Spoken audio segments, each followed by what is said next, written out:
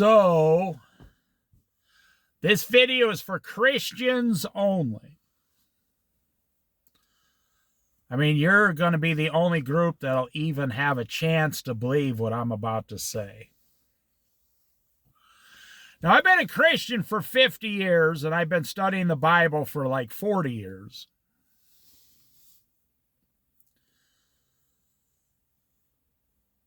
Now, I'm getting all my information out of the Bible.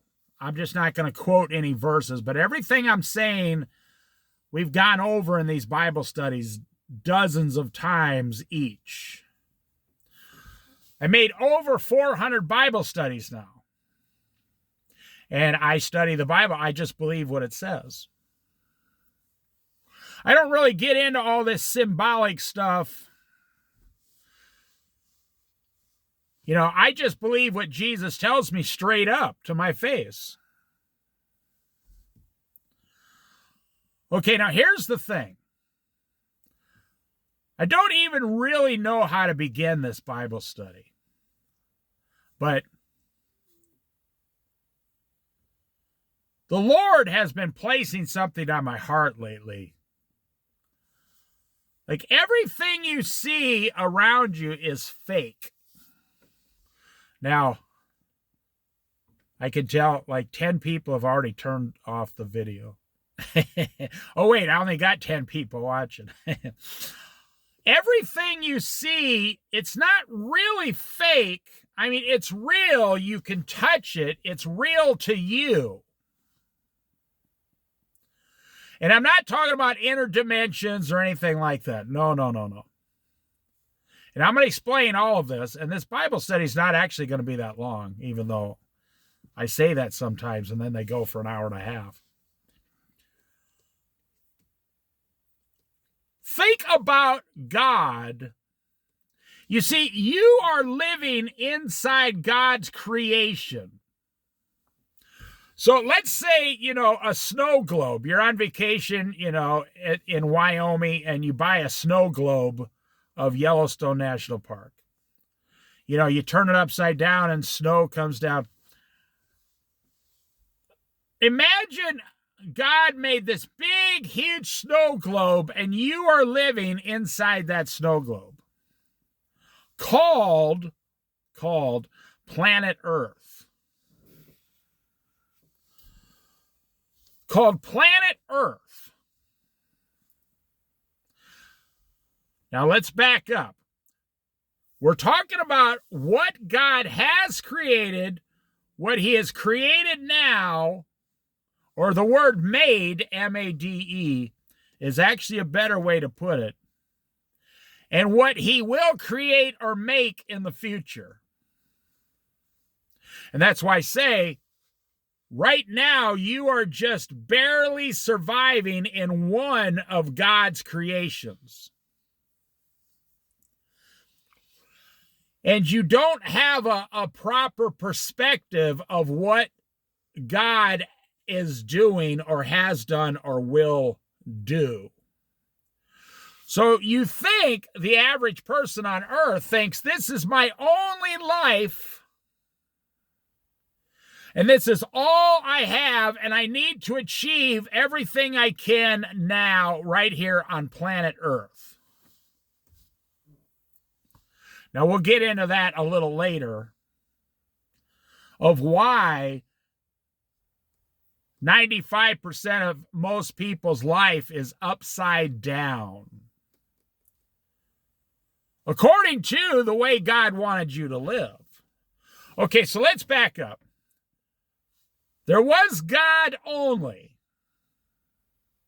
How was God created? We don't know. We don't find out until, we get to heaven. How was God created? We don't know. He wasn't even created. That's the wrong word to put it. He's sovereign. He always was and always will be. Our current brains cannot, inside this current flesh, cannot understand or comprehend. We don't have what it takes. It's a spiritual answer, and we don't have the spiritual capacity to understand how God came to be. But in heaven, it will all be explained and it will be easily understood. Like, oh, yeah, that makes sense. Okay, so that's actually the first thing, God himself. Now, inside this first thing, God himself, everything perfect and holy exists. God didn't need to make anything. God could just be with himself and be perfectly perfect. Be perfectly holy and perfect forever. He did not need to make anything else. When he created the angels, nothing was added to God. When he created humans, nothing was added to him. And nothing was taken away from him. God is sovereign and holy. Okay, so then God begot his only son, a piece of himself, out of himself, because God knows all things, and he knew man was going to sin, and he knew man would need a savior. And so God begot his only son. And that only son would interact with man, which is the only son is a piece of himself. But also man is a piece of God. We are actually a piece of God. They were created in our image. Well, everybody argues, who is the R? O-U-R. O-U-R. R. Who is that? It's very simple. It's the Father, the Son, and the Holy Spirit. It's just that simple. It's not, a lot of people say it's the angels or aliens, or, they make up all kinds of stuff because they've never actually read the Bible. I'm only talking to believing Christians here, and you're going to have trouble understanding because you've never read the Bible as much as you should have. Now, everything I'm saying is good news. Okay, so then God, the third thing that happened, he created the angels through his only begotten Son. That's why Jesus has all power and authority over everything. Now, Jesus is God because he came outside of God. It's a piece of God. I know it's hard to understand, but not really. Then the angels were created, and then in front of the angels, he created the heavens and the earth in all their splendor. We know that the angels were here first because it said they glorified God and gave praises at what he was creating. They were, very standing in awe of what they were seeing. So then the earth was created, and then all the animals, the ocean, the mountains, everything, just such a beautiful place. But it's so wild because compared to all the galaxies and the moons and the planets, it's such a small place. Planet Earth is such a small place. Okay, there's God himself. That's the first thing. Then the Son is the second thing. The angels are the third thing. And then the creation of everything is the fourth thing. And then the fifth thing, he created man himself. He created man. He created the man, Adam, and placed him in the garden.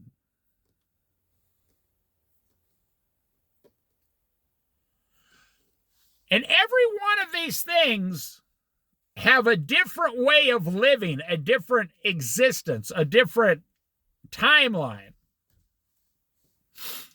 Okay, but we don't care about the stuff that happened before us. So then there's Adam, and Adam was found to be lonely. So God put him to sleep, took a rib out of him, and created the woman.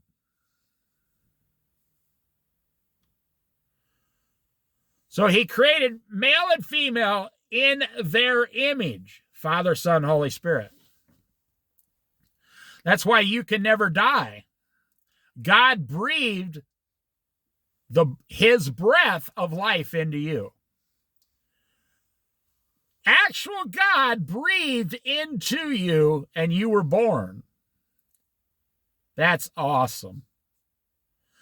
So then so they lived that way for a while, and then they sinned.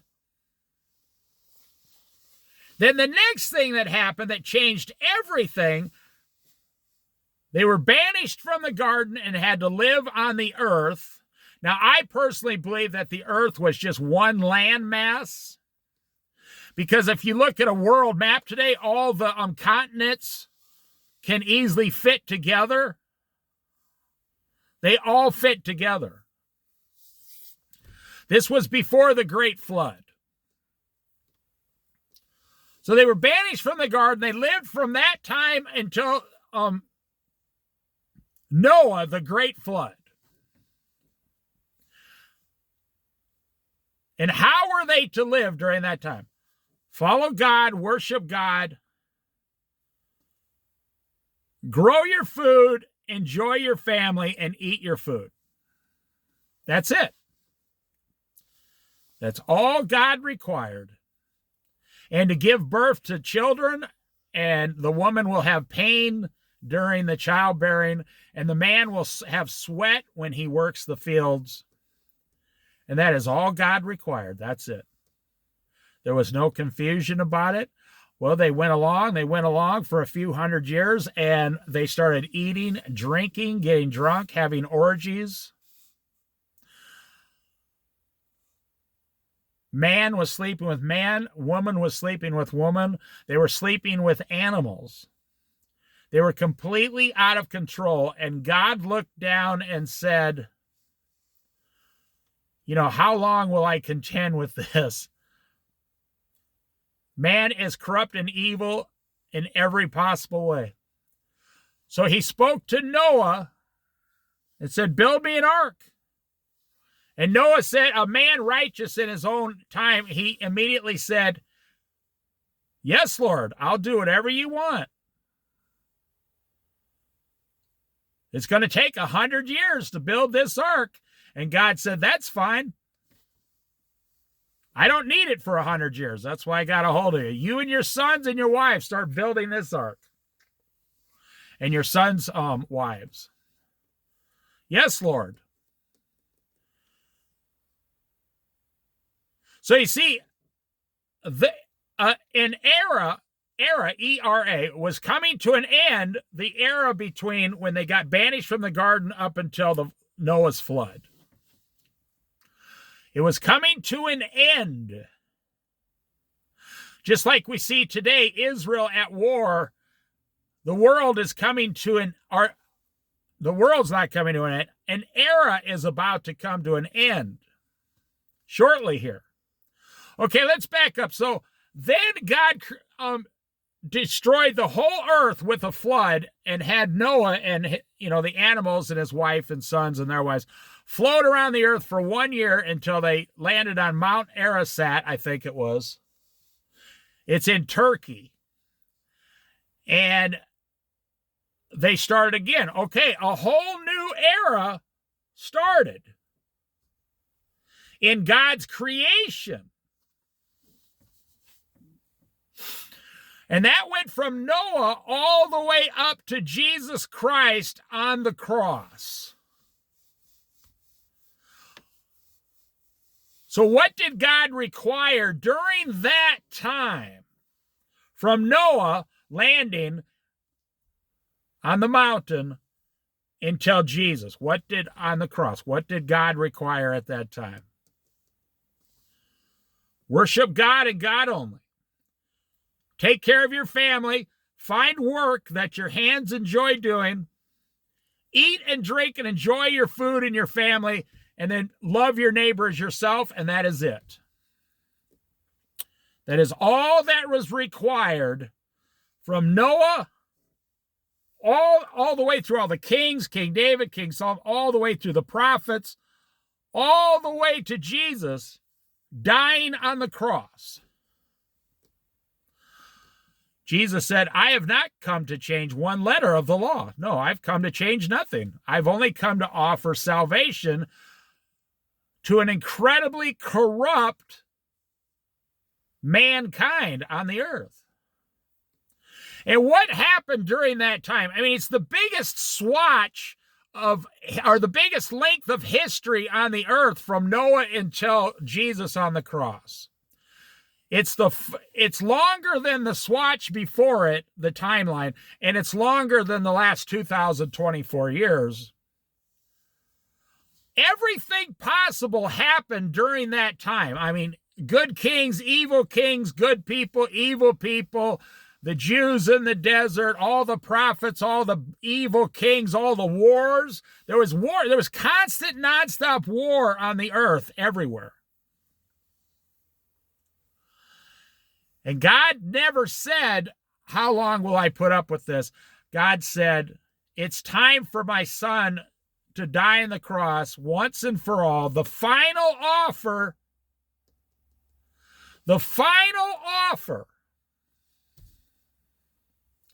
for salvation. So Jesus Christ died on the cross. Those who believe upon my son shall be saved. What did God require? That's it. Then God says, now go worship God, love God with all your heart, mind, and soul, love your neighbor as yourself, take care of your family and love your family, eat and drink, and find work that your hands enjoy doing. Almost identical to everything else throughout history except for Jesus Christ. So for 2024 years, God the Father has been saying, this is the last of the last. If you don't find Jesus before you're saved, you will die and be in hell for all eternity. And he told us exactly what it was going to be like. It was going to be like in the last days, was going to be like in the days of Noah. Eating, drinking, giving in marriage, orgies, drunkenness, lewdness. People will become lovers of themselves, lovers of money. You know, and then you see all the evil technology out there. There's some good technology, but it's mostly designed evil. I saw an article yesterday that Kroger was planning to use facial recognition. And they want to make all the prices on their products on the shelf digital. And according to your facial recognition, they will decide what the price is for you.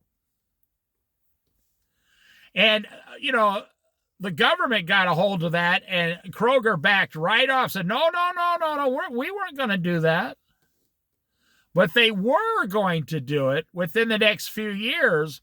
And the way it works, like if my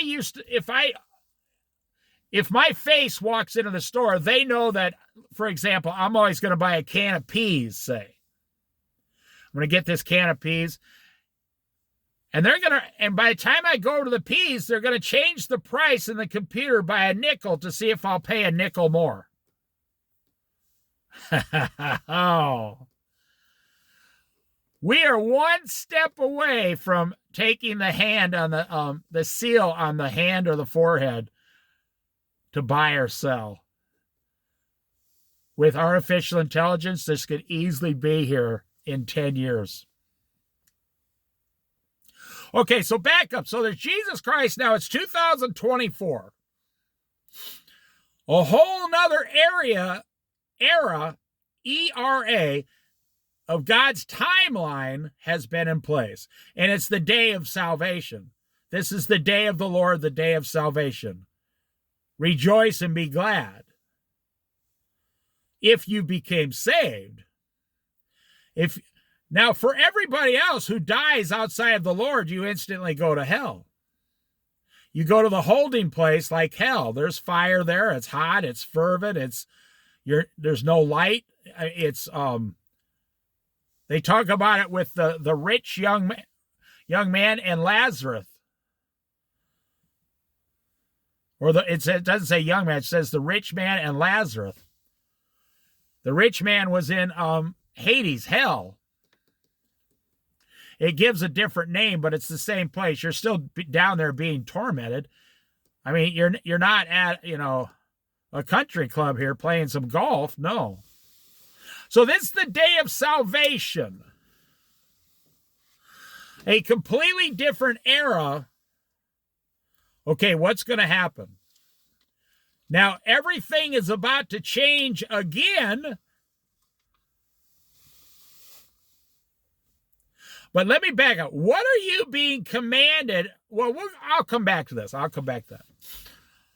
So the true Christians, the ones that actually believe, and only Jesus knows who they are because the Lamb's Book of Life, they will be raptured in the twinkling of an eye. Poof, you're gone. Poof, you're gone. And then the 7-year tribulation begins.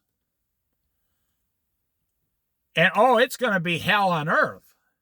People think it's going to be great. No, if you read Revelation, you're going to have to line up to bow in front of the beast. You're going to have the seal on your hand or forehead. You're going to have all these things just to buy food and gas. Everything's going to be regulated. But if you read the book of Revelation, there's 7 bowls of wrath that will be poured upon the earth during those 7 years. Now, I think it's during the second half, every 6 months, 3.5 years. Everything will be poured. The wrath of God is going to be poured upon the earth because our people have rejected him. You can technically still be saved during the 7-year tribulation, but the devil and his helpers will kill you. You will have to die for the name of the Lord, which will be to your advantage for all eternity. All right, now listen. So after that 7 years, a whole new era begins.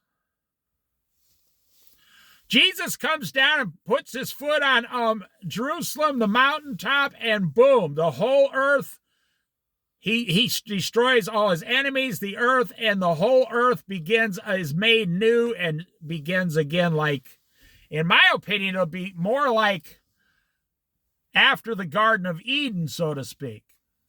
Now, those who were raptured are those who died in the name of the Lord during the 7-year tribulation. You will be with Jesus for all eternity. You will never die again. But during this 1,000-year reign of Christ, there will be people being born and stuff that have never lived through all the other stuff, and they will have to still make a decision to follow Jesus or not. Because it says at the end of the 1,000 years, for a short time, the devil will be let loose to see who he can go throughout the earth and tempt. And according to, all the people I listen to on the radio, a lot of people are, even after living through some of the 1,000-year reign of Christ, which will be perfect, everything will be perfect. Only Christ will rule the entire earth in perfection. If you are a believer, that's going to be great. But it says that some people will turn against God even. It also says that a man of 100 years old if a man dies at 100 years old, it would be just considered a child. Most people are going to live 400, 500, 600 years. Now, we, the believers, will live forever. We'll be in our perfect bodies serving on this 1,000-year reign like governors and authorities and mayors of towns or whatever. But we'll be in perfect spiritual bodies like the angels. So then the devil is captured and thrown into the lake of fire, and death is thrown in with him. And all the non-believers that follow the devil at the end will be thrown in there. There will be judgment day, and everyone will be thrown in there. But then what happens? The earth that we just spent 1,000 years on disappears.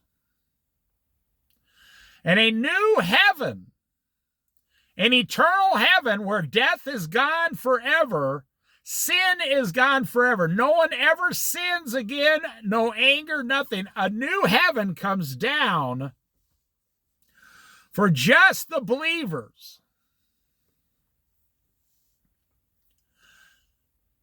And that is really all the information we have. Nobody knows what's going to happen after that.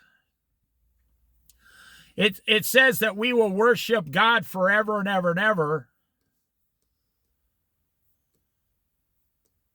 But you don't know what God has planned in the future. Now let's back up to today, 2024. How are you supposed to be living? And this is what I mean. Everything on this earth, it's not really real. It's not real what's happening. I mean, you can touch your house, you can get in your car and touch the steering wheel and drive it. You can't fix your car. You can't even fix your own house anymore. Nobody knows how to put a concrete driveway in there, I mean, get real. Nobody knows how to do that. And then you got the city inspectors coming out, they could make you take the driveway up and start over again. And you'd lose $20,000.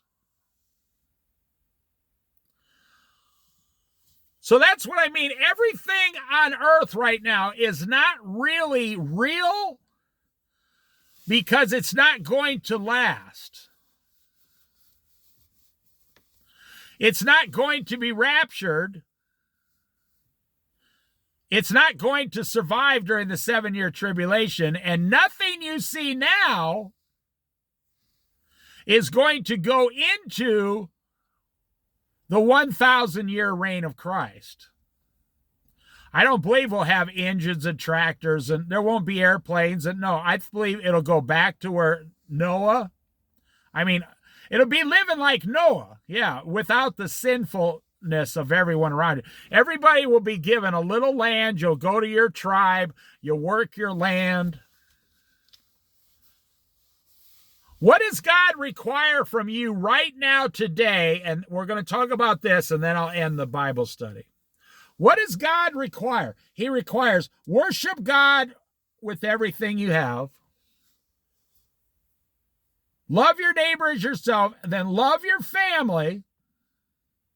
Find a job that your hands enjoy doing, and enjoy your food and drink. That is it. That is all that is required of you. Once you receive Jesus Christ as your Savior, that's all that's required of you. So what are we actually doing today? I can hear you out there in YouTube land going, oh, wow, we've really screwed everything up. You see, Jesus never told Adam build a house. He never told Abraham build a house. He never told any of the kings, King David, build a house. He never told Jesus to build a house. He's never told anybody in the last 2,000 years to build a house. This home ownership really only took place in the 1980s. Because of capitalism. See, what we're doing is we're supporting capitalism. We're not supporting God. Now, imagine how easy your life would be. Now, this is the only hook I have to catch you with here. Like a hook in a fish's mouth. I'm trying to catch you. This is the only hook I have.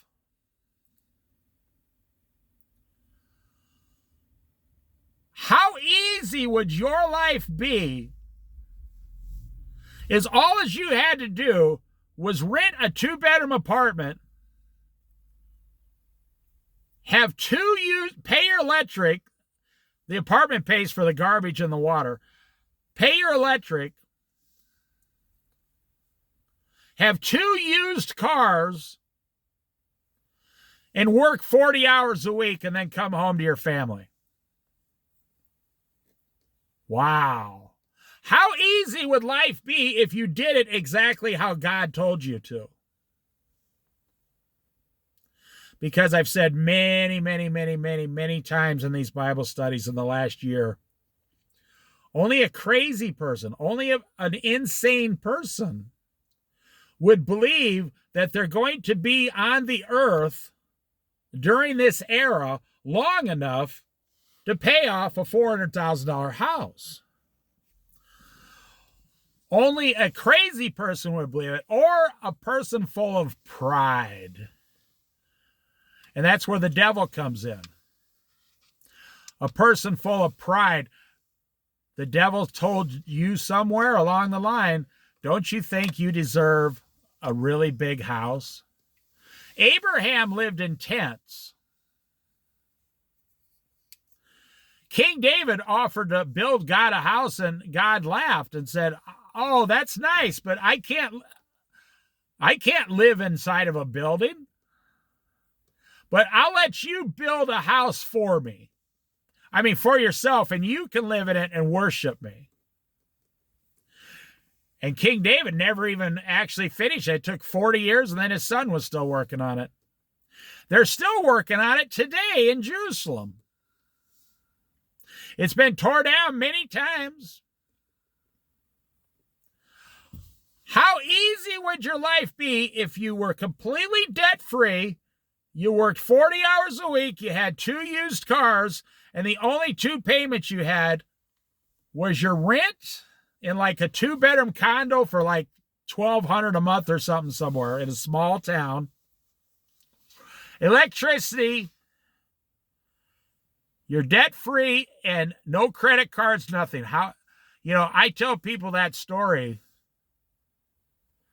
and when I tell a young people that story, they say, well, I don't understand. I have to have a house and I have to have a 401k so I can get rich, right? Every old person I know says, I should have never bought a house. I should have put all the extra money into the stock market, making 12% interest, and I would have double what I got out of my house. I would be worth twice as much. That's right.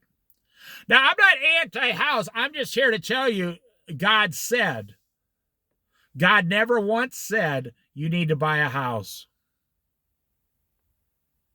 Worship me and then go and buy a house. Now, the reason I went through all the stages that God has done so far on the earth,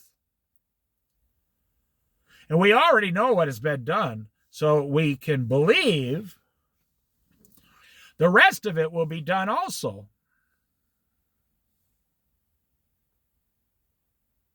Sure is a beautiful little lake. About 3 or 4 miles south, about 3 miles south of Florence. So, Honeyman State Park. It's funny, there's a guy over there on the sand with his 2 young children and little bitty sandboards, and they're playing with them. Why does he have time to take his children out there? I'm telling you. Every person, older person I meet says, I should have never bought a house. And here's the deal. Even if you profit, like in California, $1 million off your house, you usually don't get the money. Your children get the money. Because you're in Los Angeles or whatever, California, San Francisco. You don't want to leave.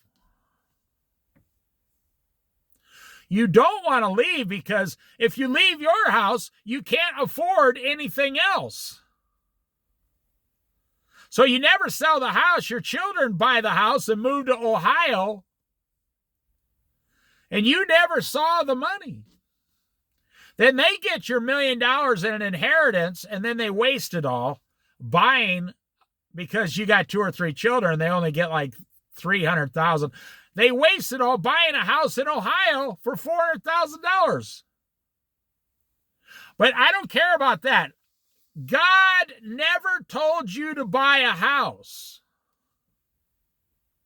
I've never had a person tell me, God, Jesus Christ told me directly, buy this house.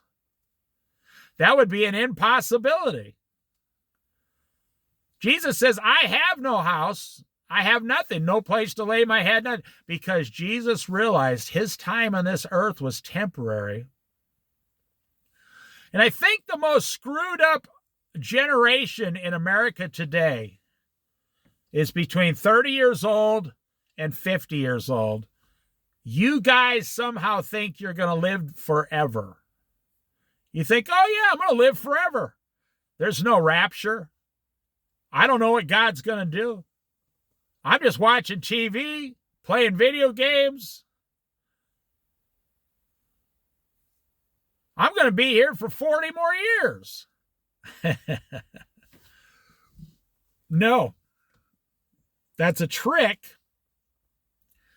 That's a trick that the devil plays on your pride.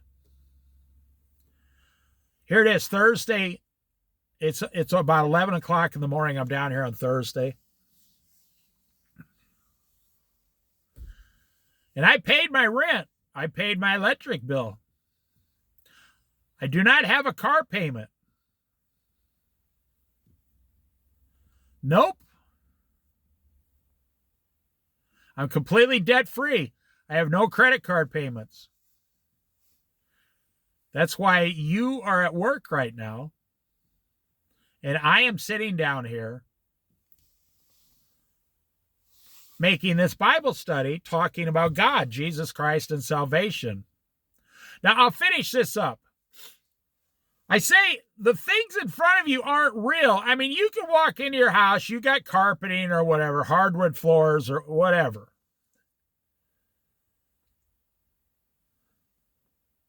And you can touch this stuff. You can see your dog chewing up all of your furniture, sure.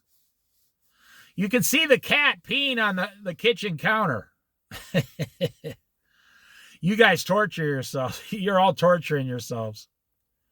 And you're saying, I'm doing this because one day I'm going to have something.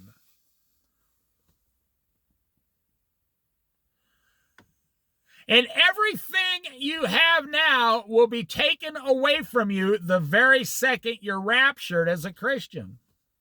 I said I'm only talking to Christians here.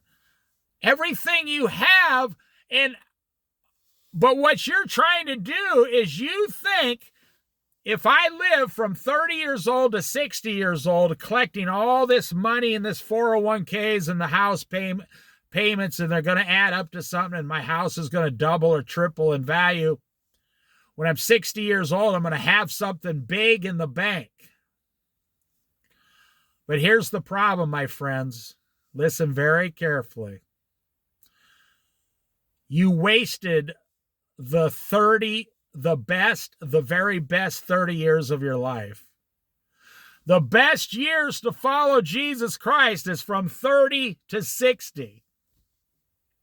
You followed work, MTV, the housing market, the credit cards, on and on and on. That's why the Bible says in Ecclesiastes, I think, better to go to a funeral than to a house of feasting. Better if you go to a friend's funeral so you can see what's going to happen to you in the future than to keep continually going, eating and drinking and feasting. Better to go to a friend's funeral. You know, some people say, why did God take so-and-so at 39 years old? Well, one thing I've seen when middle-aged people pass away suddenly is everyone around them is completely shook. Like, what? That guy, what? He just died right in front of me at work. Boom. And you automatically start thinking, I wonder if I'm going to die. I was listening to a newscast the other day on the radio, And it was a liberal station. And the guy was 59 years old. And he said, and he has a wife and family. I'm not going to say what news station it is. And he told the guest he had on for this little 10-minute talk that he himself, it was some guest that talks about death and life, and, but not through the Bible, no. Just the touchy-feely stuff. And this guy said, I think about death every single day. He said, I'm 59 years old, and I wonder if I'm going to die at any given day. And then he said, it's really hard to come to peace with it and find peace. And then he said, and I'm still in the process of finishing off the last, 2 or 3 years of paying off my house. I'm telling you, the devil is laughing at him. The devil is laughing at you. The devil talked you into this lifestyle that God never once said he wants you to do. He never commanded it. He never demanded it. Jesus says, for all you who are weary and heavy laden, burdened, come and follow me, and I will cut all your loads in half.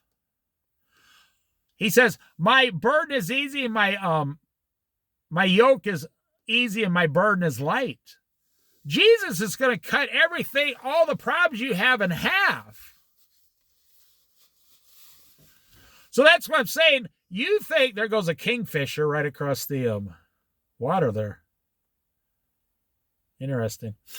So you think that all what you're doing is the road you're supposed to be on with all, I got to give the bank $500 a month interest on my payments. I got to give the credit cards $300 a month interest. I got to give my student loans $200 a month interest. I really don't know what else to say. Everything you see here. See, the way I'm living, I'm waiting for the rapture. It's one of the reasons I decided to make over 400 Bible studies. One reason is to keep myself prepared. The rapture, in my opinion, is well before 12 years, 10 years, 6, 7, 8 years.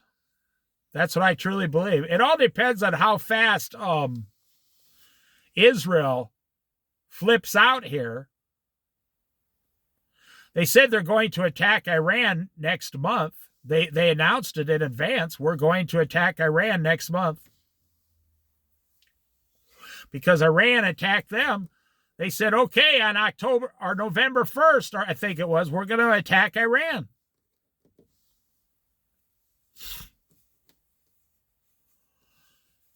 You see, inflation will never bother you if you live like God told you to. Could you imagine having 40 to 50% of your income extra every month? You can't say that about your house. Can you imagine that after you pay your taxes, all the money left is yours? Wow. In America, you could still buy a $25,000 trailer, like a 2-bedroom trailer, in a really nice lot. And you can go pay $600 a month rent. And live a fantastic life. Millions of people do it. Tens of millions of senior citizens right now live in apartments, and they're perfectly happy.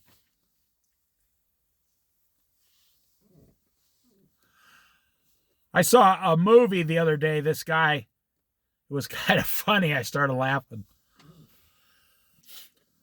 This guy got caught stealing. He wasn't really stealing. He was selling things he wasn't supposed to be selling. And the police showed up at his door and said, what are you doing? He said, do you know how hard it is as a senior citizen to keep making these house payments?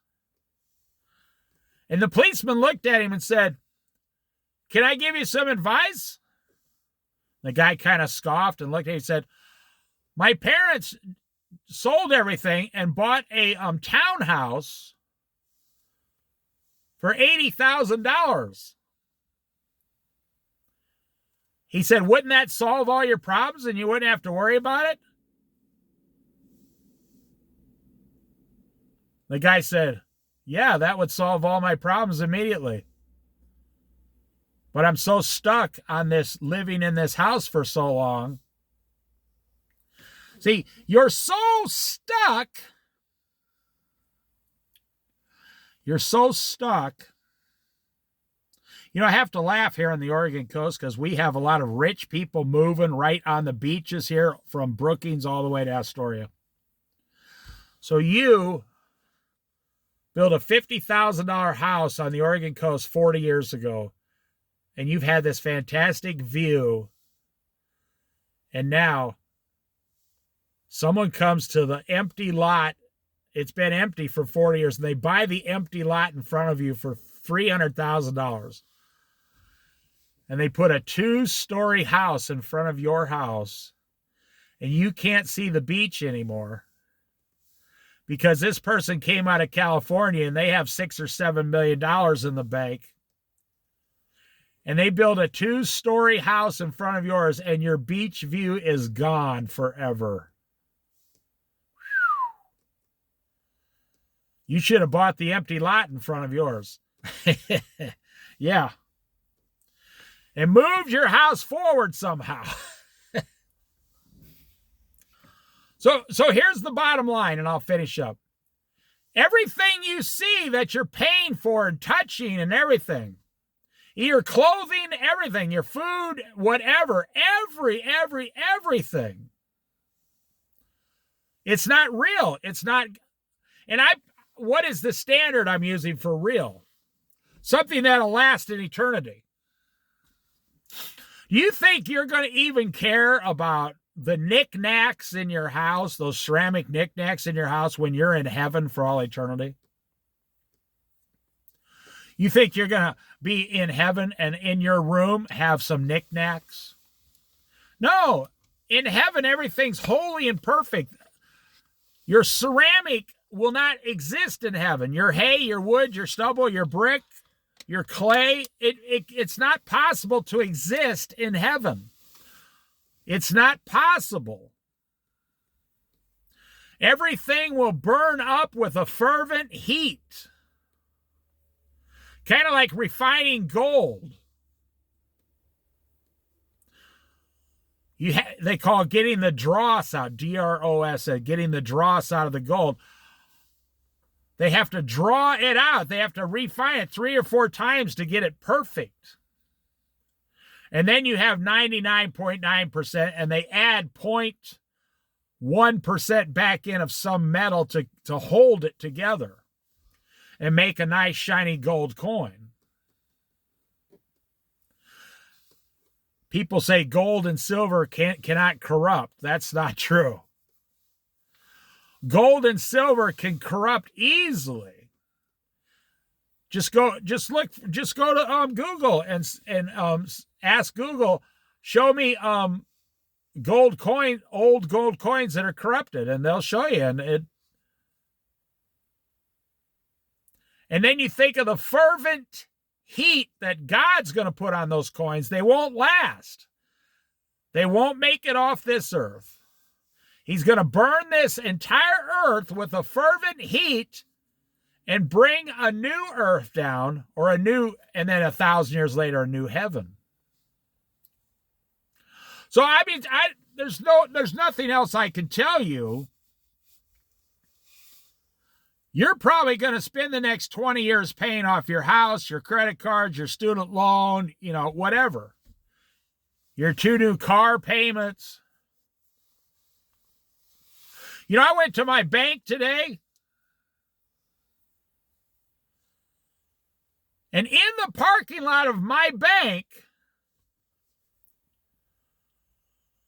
I was the oldest car in the parking lot, and I was looking around. Every car beside me was a brand new minimum $40,000 and above car. And everybody getting out, Thursday morning, it was all retired people, older people like me, getting out, going to the bank. Hi, I'd like to take $25 out of my account because someone invited me to go to lunch, whatever. They're in a $40,000 car, but it's used. It's like 2 years old. And I was like, I have the oldest car here. I mean, my car is worth $2,000. And I'm proud of that. And it's funny, I drove to the bank and I didn't. I mean, I talked to the same teller. I bank at the same bank as all the rich people. Except I'm not making an $800 a month car payment when I'm in my retirement. All those people, they either paid cash for their car or they put like 40% down and they're paying the rest off, or they got a 7-year car loan. Oh, you just drive from here to Eugene, walk into a car lot and say, hi, my name's so-and-so, and I'm retired, and I can put 30% down on a car, and I'm on Social Security. They'll say, you're qualified. You got the car. Go ahead, pick one out. Which one do you want? And we'll tell you how much it is and what your payments will be. That's easy. The hard part is 6 months later when the car smells like crap and you still are making those $800 a month payments. We are living, we believing Christians are living like everything we're doing here is permanent, eternal. Everything I have is eternal and permanent. And if you look, that's exactly what the people thought right before Noah's flood. All those people lived to be 200, 300, 400, 500 years old back then. And they were thinking, there's nothing going to happen to us. Just some crazy guy in the middle of the desert building a boat. But Noah heard the voice of God and said, yes, Lord, I'll do whatever you want. It's very clear that the rapture is right around the corner. I wonder how many people are listening.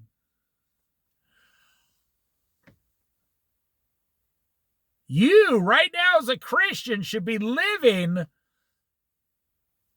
for getting rapture ready to meet Jesus. You should be spending your days reading the Bible, eating and drinking less, telling every one of your family members gently and lovingly about Jesus Christ. That's the only thing you should be known for from now until the rapture as a Christian. Because I will tell you this, the position you receive in heaven during the 1,000-year reign will all depend on how you lived for Christ during your lifetime or how you lived for the world during your lifetime. The moment you are raptured, you have no time left. Everything you will be forward into eternity and the amount of authority you'll have and the job you'll have in heaven will have been determined the exact second the rapture happens. And whatever you did on earth from now until the rapture,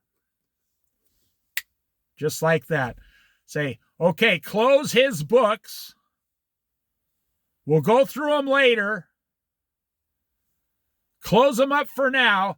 Everything he did is done. It's going to be right there in those books. And I guarantee you're going to say, man,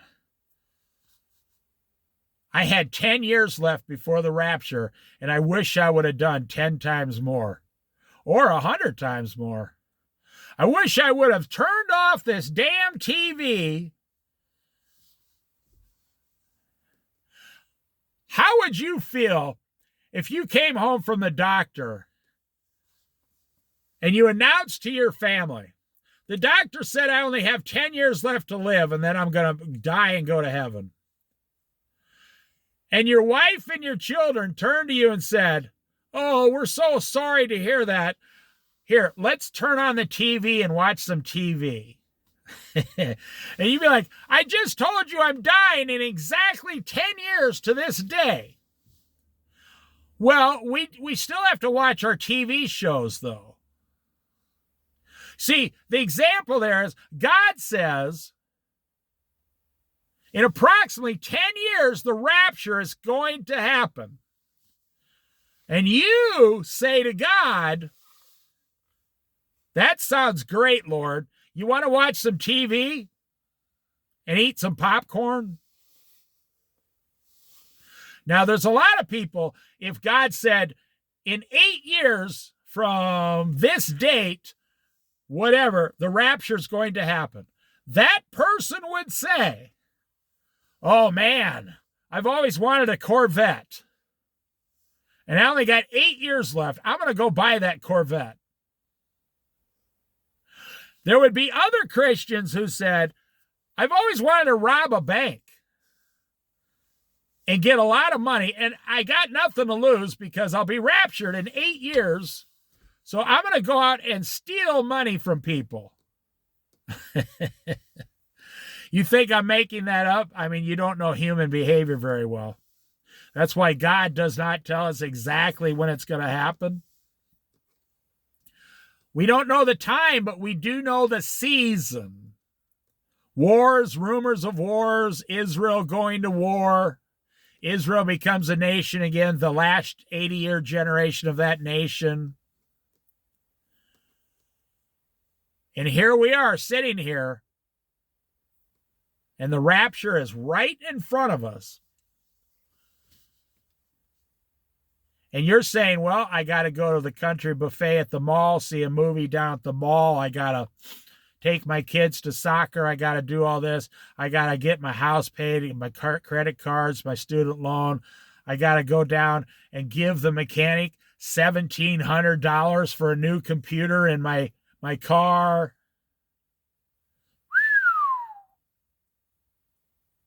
What you need is a car. You need a 1960 Ford with a carburetor in it, a 2-barrel carburetor.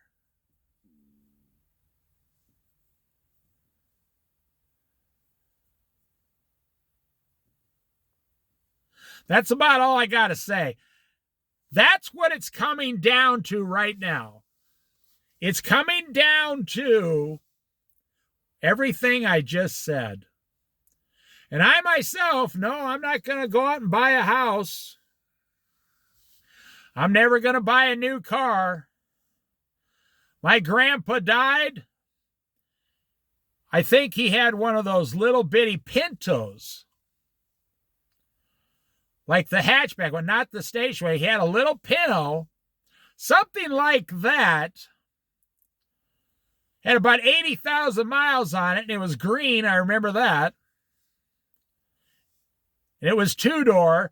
It was just my grandpa and my grandma, and they lived in, like a $22,000 house.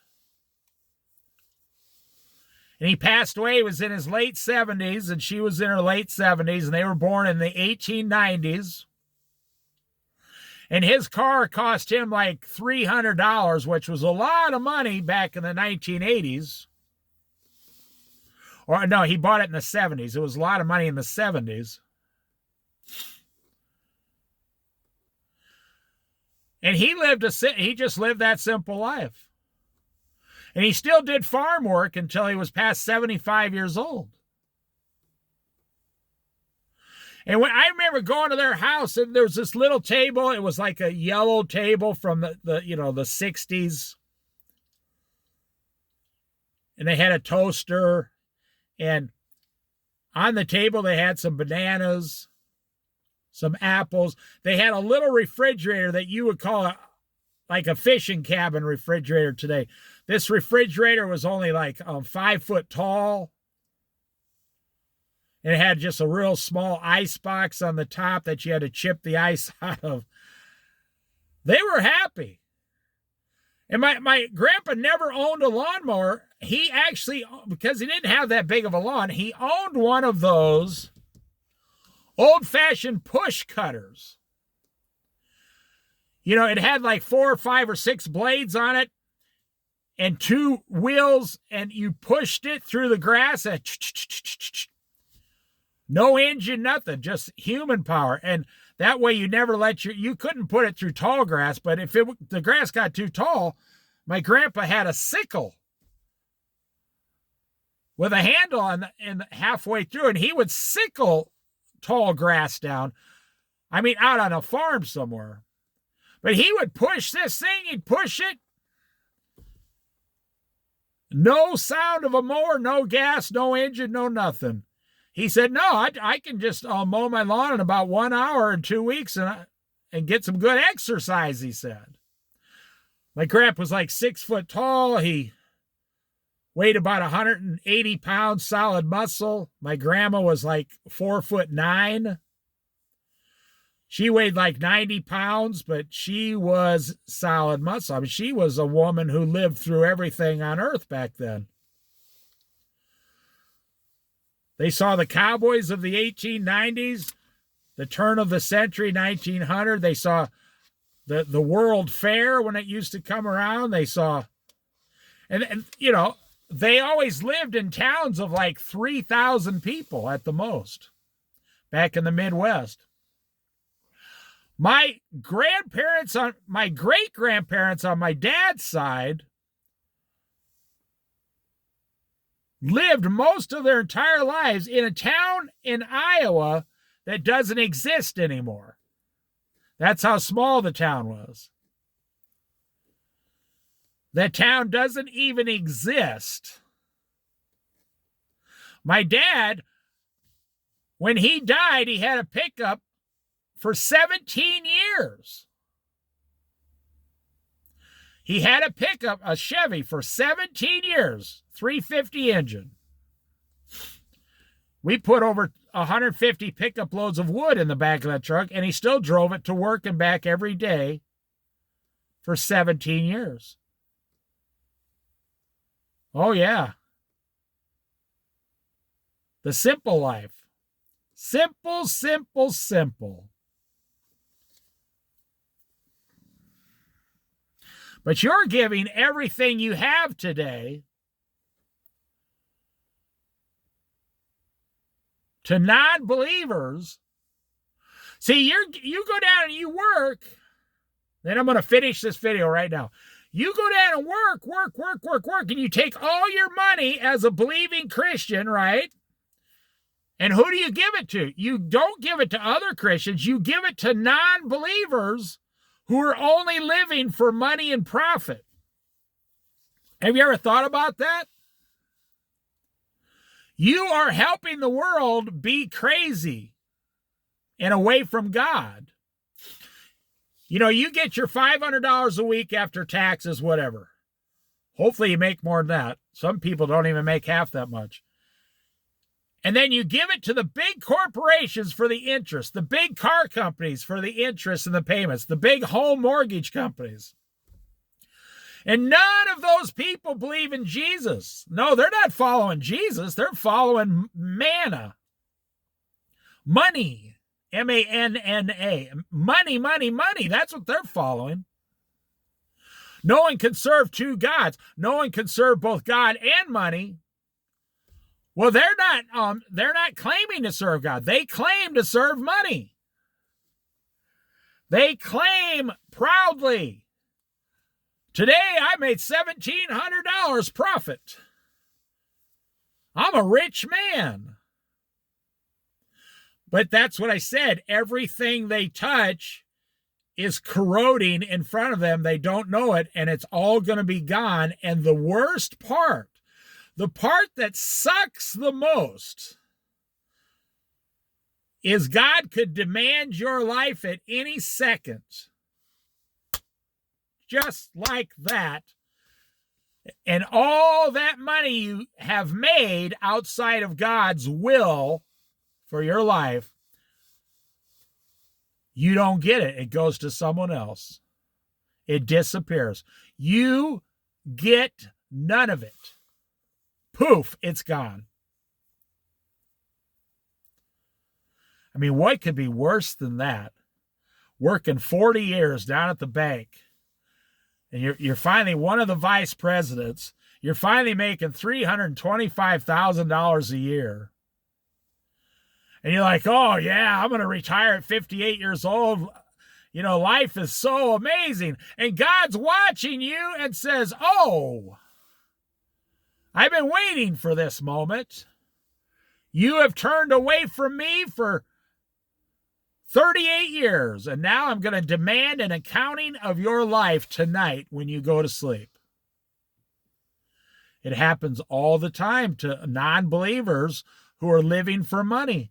And God says, I will allow, this is in the Bible, this is a verse in the Bible, I will allow a non-believer to accumulate money their whole life, but I will not allow them to enjoy it.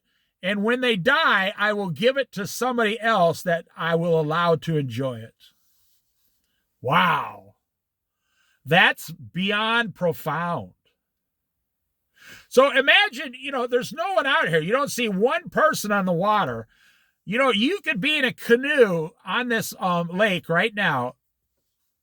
The only one here, and it'd be perfect. Or a kayak.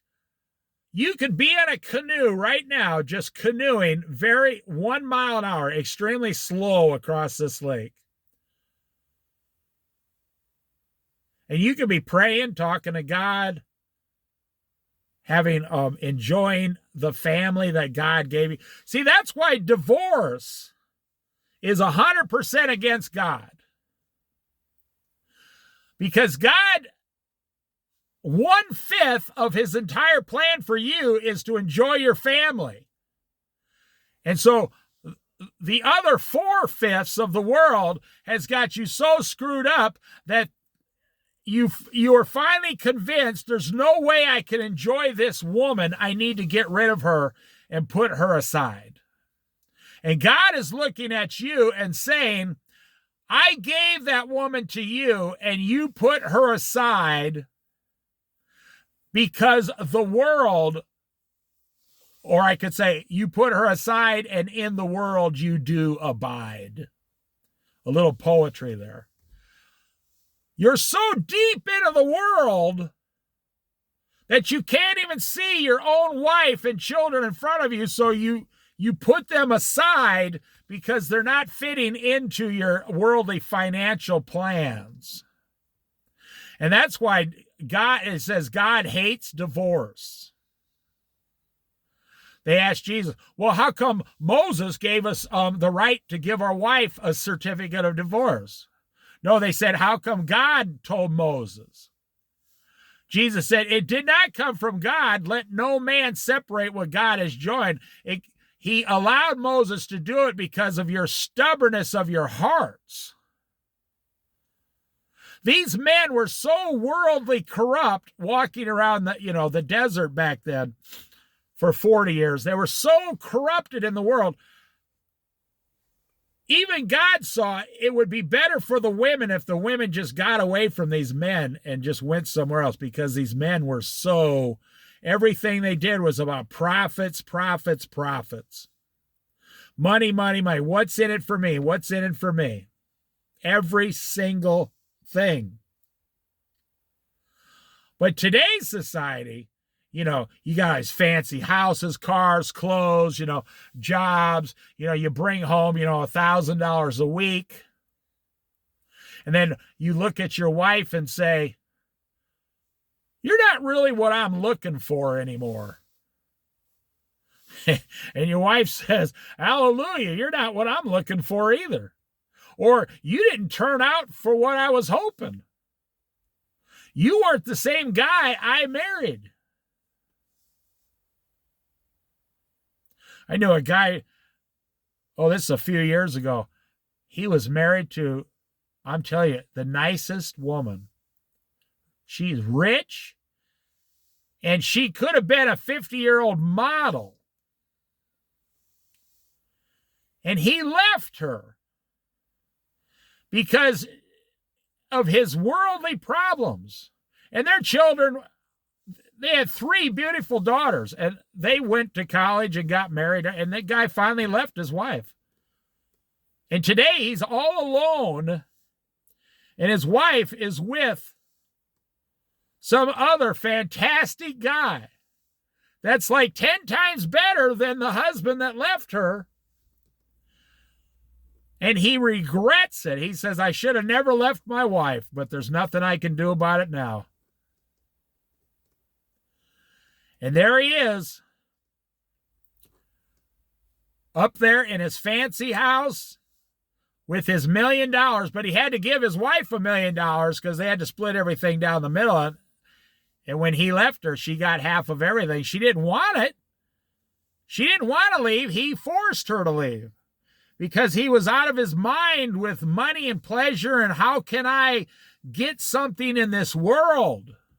It wasn't about another woman or nothing. It was about him.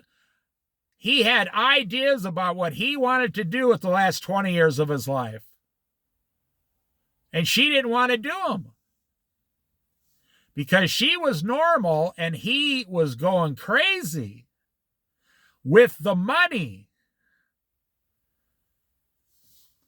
Well, now he's all alone. He's only got half as much and he's got nothing to spend it on, and he's pretty much miserable because he didn't follow the 5 rules. Now, I don't think either one of them's a Christian. I don't think they're Christians. But he didn't follow the rules God set into place. See, you're supposed to be doing the 5 rules we went over. Worship God. Find something your hands love to do. Love your neighbor. Enjoy your family and enjoy your food and drink. And become a believer through Jesus Christ. And what you're doing is you're waiting for the rapture. And God, out of love, is going to remove you so the believers don't have to go through the 7-year tribulation. We won't have to go through it. And at the end of the 7 years, we'll be 7 years in heaven. Boom, we come down behind Christ and reign and rule the earth for 1,000 years. That's what Jesus is going to give you if you follow him as a believer. But that's what this whole video is, and I'm going to wrap it up right here. You are so entangled and ensnared in the things of this world, this earth. You can no longer see what God actually wants you to be doing. The 5 things God wants you to do are so simple, so easy. And the things that the world wants you to do, evil, complicated, confusing, full of strife and stress and anger and hate and lust and pornography and money and jobs, and I got to work more, I got to invest more. Right now, there are tens of millions of people saying, how can I get more out of the stock market before I retire? I got $500,000 in my investments. How can I get 2% more? You know, that's how all those stockbrokers make most of their money. When you keep going and talking to them. Every time you show up, they charge you another $250. Well, gee, if I only talk to 8 people a week, I make $2,000. That's a pretty good living. $100,000 a year just to talk to 8 people who are worried about their money?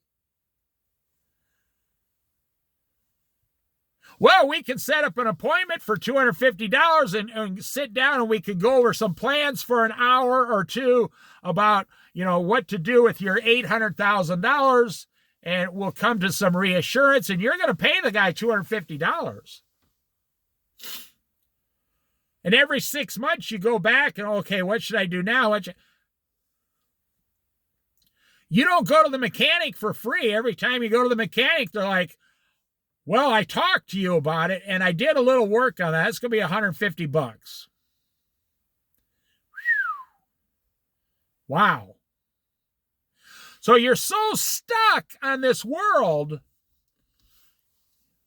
most Christians can no longer see the simplicity of God's plan for their lives. I'll say it one more time, then I'm done.